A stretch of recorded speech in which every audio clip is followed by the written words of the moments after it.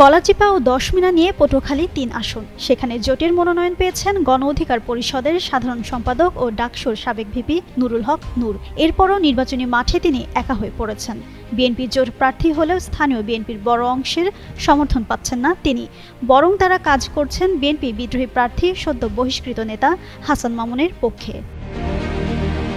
দীর্ঘদিন মাঠে কাজ করে পটুয়াখালী ৩ আসনে বিএনপির সংগঠন শক্ত করেছিলেন হাসান মামুন। মনোনয়ন না পেয়ে স্বতন্ত্র প্রার্থী হয়ে মাঠে নামেন তিনি। বহিষ্কার হলেও তার পাশে দাঁড়িয়েছে ২ উপজেলার প্রায় পুরো বিএনপি। যদিও এ নিয়ে দারুণ ক্ষুব্ধ নূর।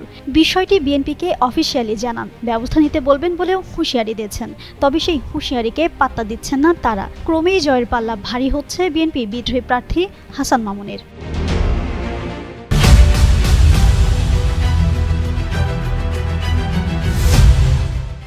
নুরুল হক নূর জানান, দলীয় সিদ্ধান্ত মানছে না স্থানীয় নেতারা। বিষয়টি তিনি বিএনপির শীর্ষ নেতৃত্বকে জানিয়েছেন। এর সমাধান না হলে ভবিষ্যতে জোট রাজনীতিতে জটিলতা তৈরি হবে। তবে নূরের হুঁশিয়ারিকে গুরুত্ব দিচ্ছেন না স্থানীয় বিএনপির নেতারা। স্পষ্ট জানিয়ে দিয়েছেন যে কোনো পরিস্থিতিতে তারা থাকবেন হাসান মামুনের সঙ্গেই। এদিকে গলাচিপা পৌর বিএনপির সভাপতি মিজানুর রহমান বলেন, তারা জোট বোঝেন না, তারা হাসান মামুনকেই বোঝেন। ৩৬ বছর ধরে তিনি মাঠে আছেন। আর ১০ মিনা উপজেলা বিএনপির সিনিয়র সহসভাপতি খোরশেদ আলম বলেন, দল বহিষ্কার করলেও তারা হাসান মামুনের পক্ষেই থাকবেন। গলাচিপায় যেখানে ভোট ভাগ, সেখানে ১০ মিনায় একক প্রার্থী হাসান মামুন। সব হিসাব মিলিয়ে ভোটের অঙ্কে আপাতত এগিয়ে বিএনপির এই বিদ্রোহী প্রার্থী। জিন্নাত আরা ঋতু, যুগান্ত নিউজ।